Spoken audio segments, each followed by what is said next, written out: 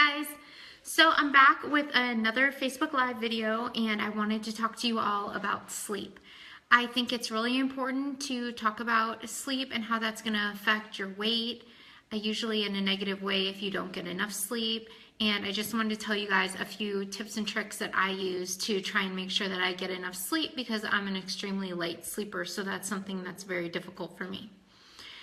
So the first thing is, if you're not getting enough sleep, you're gonna find that you have more cravings for sugary things. When you're tired, your body's gonna try and find ways to get that quick energy, and typically that's in sugary items, quick sugars that are gonna get your body that energy it needs really, really fast. But unfortunately, you'll actually have a crash from that afterwards as well.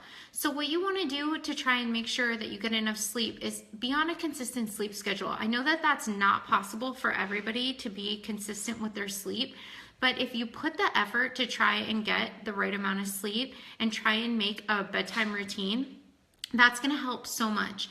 Another thing that's really important is proper sleep hygiene. And that can be attributed to when you're in your bedroom, try not to have a lot of, your iPad has blue light, the TV will have blue light, your phone has the blue light. On your phone, there's actually a setting that you can put for nighttime viewing, which will be like a warmer orangey light. And that's gonna make a huge difference in your ability to fall asleep after you're on your phone or your iPad or your computer. It's under settings, and I believe that it's under brightness and display, and you can put it in night mode. So you want to do that probably about 45 minutes leading up to when you're going to go to sleep so that it's not bothering you. And I think that it's really important to have that on night mode. Sorry guys, I feel like I have something on my face. It's really important to have that on night mode because if you're like me in the middle of the night, my phone is my clock. And so I'll constantly pick it up and check it. And if you pick that up in the middle of the night over and over and you look at your phone, it's going to keep you up. So you want to make sure that that's on night mode. You want to make sure that if there's anything coming from your DirecTV, if you have anything like that in your room, if you can cover it up, that's another really good thing to do. Another thing I would suggest for you, we were talking about getting in a rhythm. A way that you can get in a rhythm is by making sure that you try the supplement melatonin. I don't recommend taking prescription sleep aids or sleep aids if you can go the natural route. In Tylenol PM, in Aleve PM, in Advil PM, what the ingredient is that makes you sleepy is Benadryl. So I would skip any of those like Z-Quils or fancy things, and I would just get Benadryl if you're planning on using something like that to get to sleep. But otherwise, I just like to use melatonin to reset my sleep clock. You could take that about 30 minutes, 45 minutes before you go to bed. They have them in gummy form too, and as adults, you could probably take up to 5 milligrams of that. So I would try to reset your sleep clock with the melatonin and see if that helps. And also have the good sleep hygiene with getting those lights down. If you can find a way to have like a relaxing bedtime routine, sometimes people like to take a bath or just have a wind down ritual. For me, I try and make sure that I don't check my email or do any work related activities 30 minutes before bedtime. Now, of course, I break that rule all the time. You guys have probably gotten emails from me at really weird times, but these are just guidelines that I try and stick to the best that I can. Obviously, I'm not perfect either.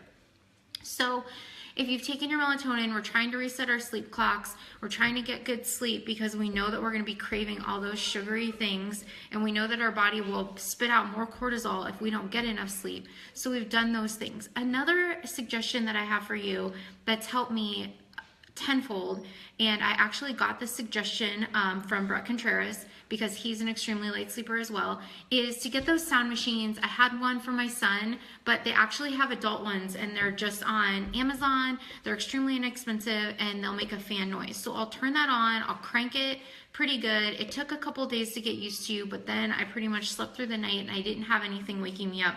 Our neighbors will let their dog out at weird times and that would wake me up. Or, a lot of you already know that I complain on a regular basis of Eric snoring. That's pretty much drowned him out. So I'm getting a lot more quality sleep from that, which is extremely, extremely helpful. So those are a couple things that you can do to try and make sure that you're getting some really great sleep. it is so important, guys. I can't tell you enough. And besides that, if you're only sleeping 4 hours, then you're also going to be in a predicament where you're up longer and you're going to want to have more calories each day. So if you're in fat loss and you're having trouble hitting your macros and you're feeling like you have a huge sweet tooth craving, if you feel like you're just run down and you're trying to get those quick pick-me-ups, those are some things that can help. Another thing is your caffeine intake. I would really highly suggest, I'm not big on pre-workouts. You do not want to have a ton of adrenal fatigue. You don't want to overstimulate your nervous system. So if you're using a scoop of pre-workout every now and then, that's fine. But I'm a huge advocate of taking pre-workout breaks. If you have caffeine in the morning and you're having maybe like a second cup in the afternoon or whatnot, and you're noticing that your sleep isn't that great, you can try limiting your caffeine after 3 p.m. and see if that's keeping you up at night and you may not be aware. We're really sensitive to our sleep and our environment, as well as the temperature of your room. Cooler is better. That's going to help you sleep. It's going to help you get a more comfortable night's sleep. Making sure that you have something on your windows that are darkening so that you can be in a cool, dark environment for you to get some quality sleep. Like I said, change those settings on your phone to the night mode. Don't have your phone on your blue light. That blue light is horrible for your mind. It's going to keep you up. And try the melatonin to reset your sleep schedule. If you're somebody who has to sleep during the day, I really highly suggest trying to invest in some good wood blinds. It's going to keep the light out. I know that really helps in our room and in my son's room big time. If you have any questions about sleep, everyone needs a different amount. I know that they say, oh, you need to have 8 hours of sleep. That's basically another myth. I'm sure that you guys have learned from me now with as much as I talk about it, we're all so different. I have a friend, she needs 9 hours of sleep a day. Like, she needs that. I need about 7. There's some people that could get away with sleeping with less, but err on the side of caution. Try and get that good sleep and see how you feel.